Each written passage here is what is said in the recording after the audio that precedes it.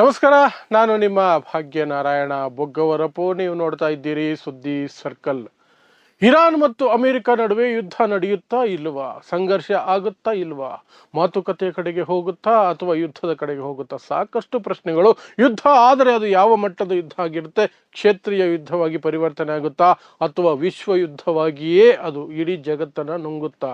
ಈ ಪ್ರಶ್ನೆಗಳು ಸಹ ಬರ್ತಿದೆ. ಇದರ ನಡುವೆ ಈಗ ಆಗಿರುವ ಬೆಳವಣಿಗೆ ಏನು ಅಂದರೆ, ಅಮೆರಿಕ ಅಲ್ಲಿ ಬೀಡು ಬಿಟ್ಟಿರುವಂತಹ, ಇರಾನ್ ಹತ್ತಿರದಲ್ಲಿ ಬೀಡು ಬಿಟ್ಟಿರುವಂತಹ USS ಅಬ್ರಹಾಂ ಲಿಂಕನ್ ಅನ್ನುವಂತಹ ಯುದ್ಧ ನೌಕೆ, ಜಗತ್ತಿನ ಅತಿ ದೊಡ್ಡ ಯುದ್ಧ ನೌಕೆಯನ್ನ ಆಲ್ಮೋಸ್ಟ್ ಇರಾನ್ ಮತ್ತು ಚೈನಾದ, ಒಂದು ಕಡೆ ಚೈನಾದ ಯುದ್ಧ ನೌಕೆ, ಇನ್ನೊಂದು ಕಡೆ ಇರಾನ್ನ ಮಿಸೈಲ್ಗಳು ಸುತ್ತುವರೆದಂತೆ ಮಾಡ್ಕೊಂಡಿದ್ದಾವೆ.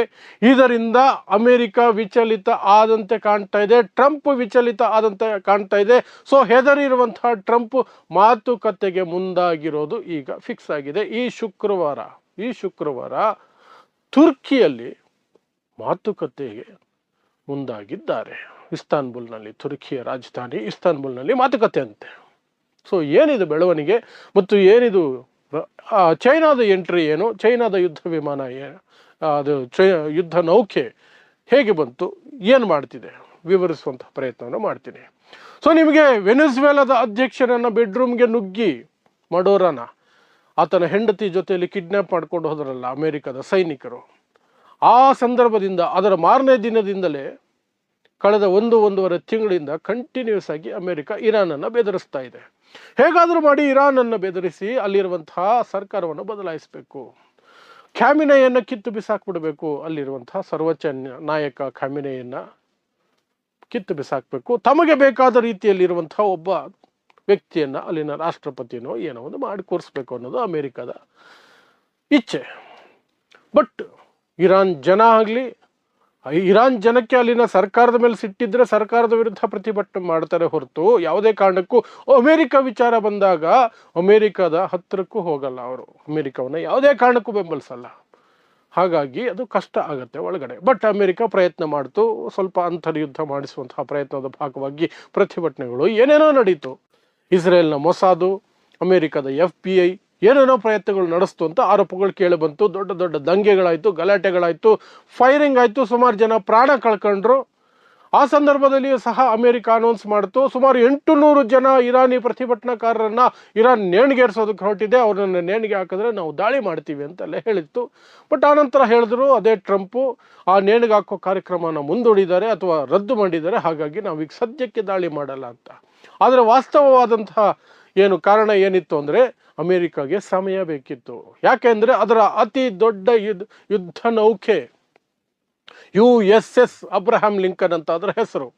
ಅದು ಬಹಳ ದೊಡ್ಡ ಯುದ್ಧ ನೌಕೆ, 200-300 ಜೆಟ್ಗಳನ್ನು ನಿಲ್ಲಿಸಬಹುದಷ್ಟು ದೊಡ್ಡ ಯುದ್ಧ ನೌಕೆ, ಮತ್ತು ಅದು ನ್ಯೂಕ್ಲಿಯರ್ ವೆಪನ್ಸ್ ಅನ್ನು ಲಾಂಚ್ ಮಾಡುವಂತಹ ಕೇಪಬಿಲಿಟಿ ಇರುವಂತಹ ಯುದ್ಧ ನೌಕೆ. ಅದನ್ನು ಇರಾನ್ನ ಹತ್ತಿರಕ್ಕೆ ತೆಗೆದುಕೊಂಡು ಹೋಗಬೇಕು, ಸಮುದ್ರದಲ್ಲಿ ನಿಲ್ಲಿಸಬೇಕು ಅನ್ನೋದು ಅದರ ಲೆಕ್ಕಾಚಾರ.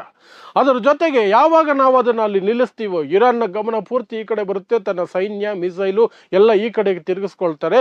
ಮೇಲೆ ಸಿರಿಯಾ ಮತ್ತು ಇರಾಕ್ ಮೂಲಕ ಒಂದಷ್ಟು ಬಂಡುಕೋರರನ್ನ, ಇರಾನ್ ವಿರೋಧಿ ಬಂಡುಕೋರರನ್ನ ನುಗ್ಗಿಸಿ ಮೇಲ್ಗಡೆಯಿಂದ ಒಂದಷ್ಟು ಆಕ್ರಮಣ ಮಾಡಿಸಿ ಆ ನಂತರ ಕೆಳಗಡೆಯಿಂದ ದಾಳಿ ಮಾಡಿದ್ರೆ ಇರಾನ್ ಬಿದ್ದೋಗುತ್ತೆ ಅನ್ನೋದು ಅಮೆರಿಕ ಲೆಕ್ಕಾಚಾರ ಆಗಿತ್ತು. But Iran ಹೆದರ್ಕೊಳ್ಳಿಲ್ಲ.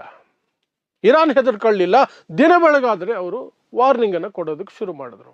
ನೀವು ದಾಳಿ ಮಾಡಿದ್ರೆ ನಾವು ಪ್ರತಿ ದಾಳಿ ಮಾಡ್ತೀವಿ, ನಿಮ್ಮ ಮೇಲೆ ಬಾಂಬು ಬೀಳುತ್ತೋ ಇಲ್ವೋ ಇಸ್ರೇಲನ್ನು ಮುಗಿಸ್ತೀವಿ, ಇಲ್ಲಿರುವಂತಹ ಅರಬ್ ದೇಶಗಳಿಗೆ ಮುಗಿಸ್ಬಿಡ್ತೀವಿ ನಾವು, ನಿಮ್ಮ ಯುದ್ಧ ನೆಲೆಗಳೇನಿದಾವಲ್ಲ ಇಲ್ಲೆಲ್ಲ ನೀವು ಇಟ್ಕೊಂಡಿದ್ದೀರಲ್ಲ ಅವುಗಳ ಮೇಲೆ ದಾಳಿ ಮಾಡ್ತೀವಿ ನಾವಂತೆಲ್ಲ ಬೆದರಿಸಿ ಇಟ್ರು. ಮತ್ತು ಒಂದು ಫೋಟೋ ರಿಲೀಸ್ ಮಾಡಿದ್ರು.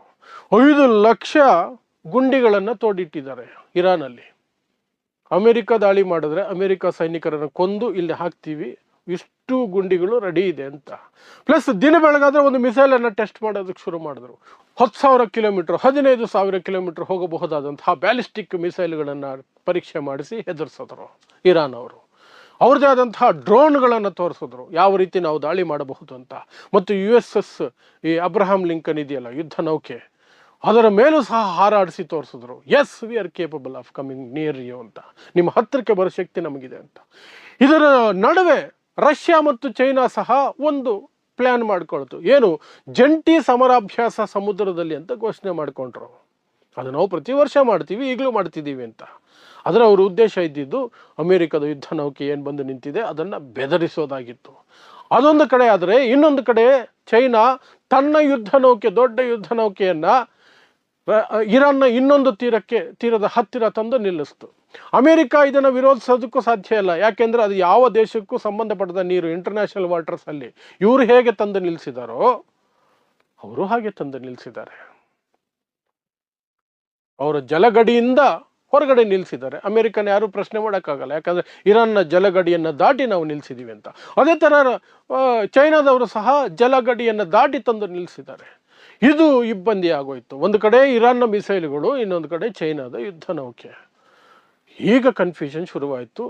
ಟ್ರಂಪು ಮೊನ್ನೆ ಮೀಟಿಂಗ್ ಕರೆದು ಸೇನಾಧ್ಯಕ್ಷರಿಗೆ ಒಂದೇ ಪ್ರಶ್ನೆ ಕೇಳಿದ್ದು, 1 ಅಥವಾ 2 ದಿನದಲ್ಲಿ ಇರಾನನ್ನು ಹೊಡೆದು ಬೀಳಿಸಬಹುದಾ ಯುದ್ಧ ಮಾಡಿದ್ರೆ? ಅದಕ್ಕಿಂತ ಹೆಚ್ಚು ಮಾಡಿದ್ರೆ ನಮಗೂ ನಷ್ಟ ಆಗತ್ತೆ, ಸಾಧ್ಯ ಇದೆಯಾ ಅಂತ. ಅಲ್ಲಿನ ಎಕ್ಸ್ಪರ್ಟ್ಸು, ಆರ್ಮಿ ಚೀಫ್ಗಳು ಹೇಳಿದ್ದು ಒಂದೇ ಮಾತು, 2 ದಿನದಲ್ಲಿ ಸಾಧ್ಯನೇ ಇಲ್ಲ, ತಿಂಗಳುಗಟ್ಟಲೆ ಆಗುತ್ತೆ. ಅವ್ರ ಹತ್ರ ಸಿಕ್ಕಾಪಟ್ಟೆ ಮಿಸೈಲ್ ಇದೆ ಮತ್ತು ಸಾಯುವವರಿಗೆ ಹೋರಾಟ ಮಾಡುವಂತಹ ಛಲ ಇದೆ.